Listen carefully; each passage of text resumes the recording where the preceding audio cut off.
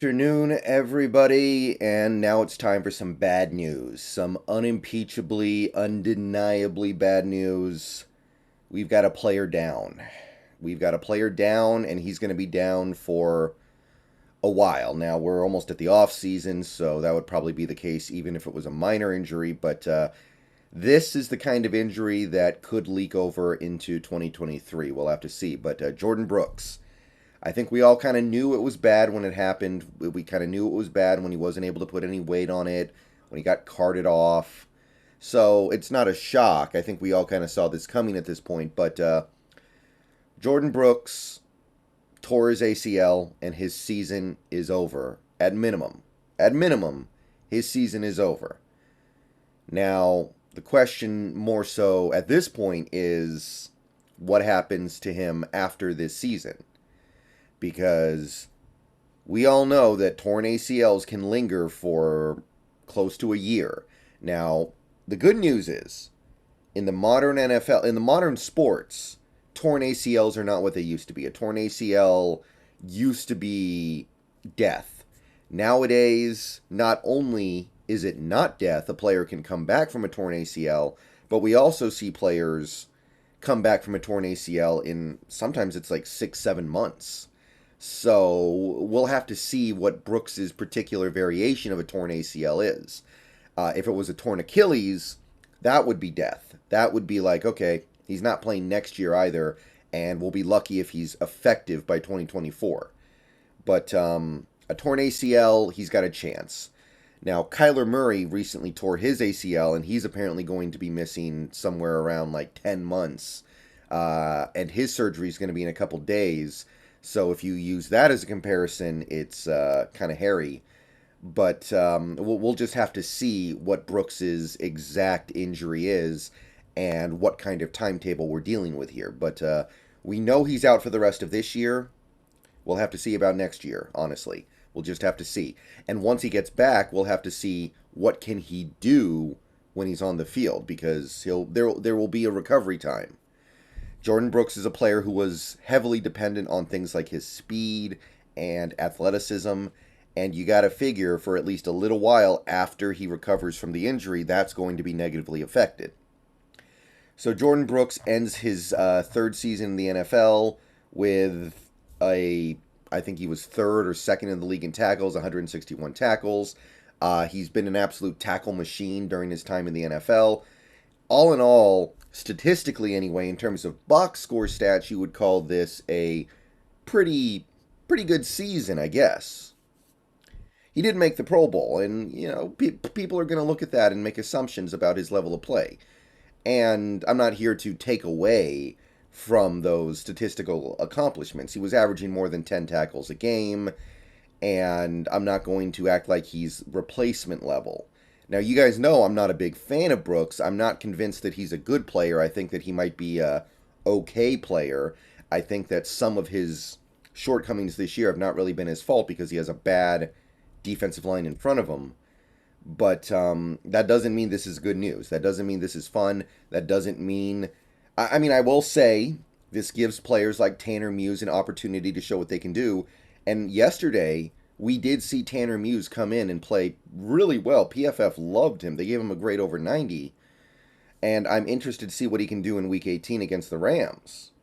But this is still not good news. And we are talking about a player here who, despite having limited playing time as rookie year in 2020, has amassed over 400 tackles across the first 3 years of his career.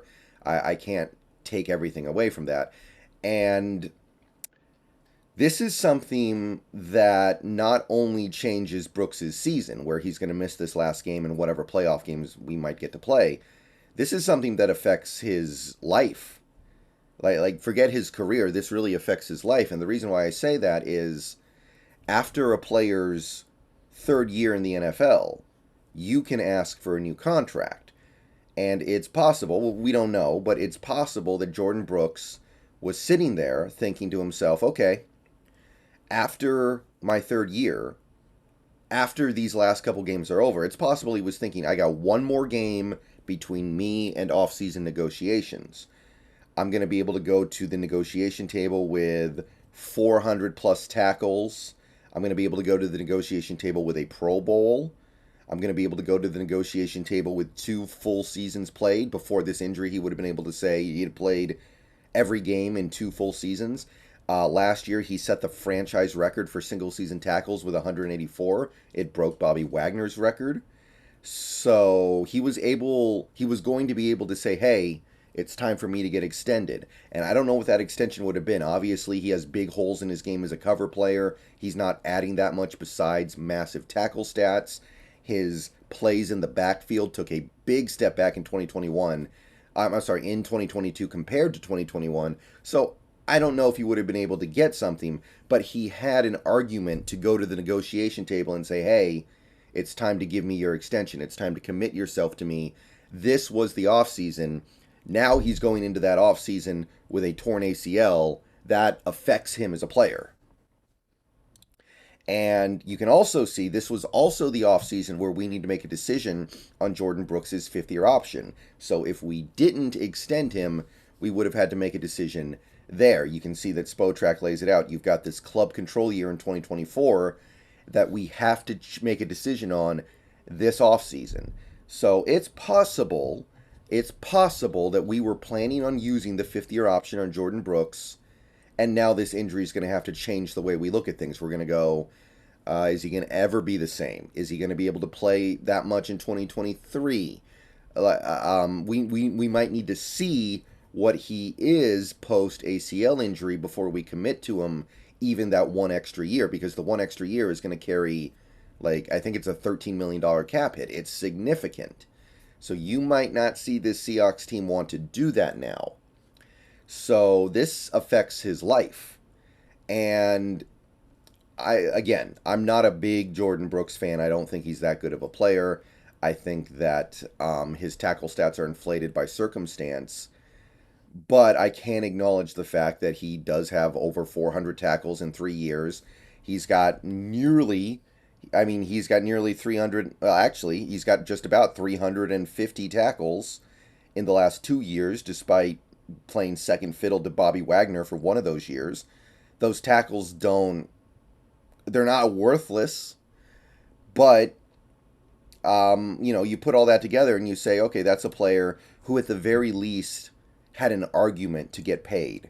And now I don't think that he does. I don't think you pay a player who just tore his ACL and you don't know what he's going to be when he's a player like Jordyn Brooks who depends heavily on his athleticism. So this has really affected his life. In some ways, he was 1 game away from either a big payday or at the very least the exercising of the 5th-year option that would have been a significant amount of money compared to the amount of money he had made in the NFL so far. So we'll have to see what ends up shaking out with this injury here.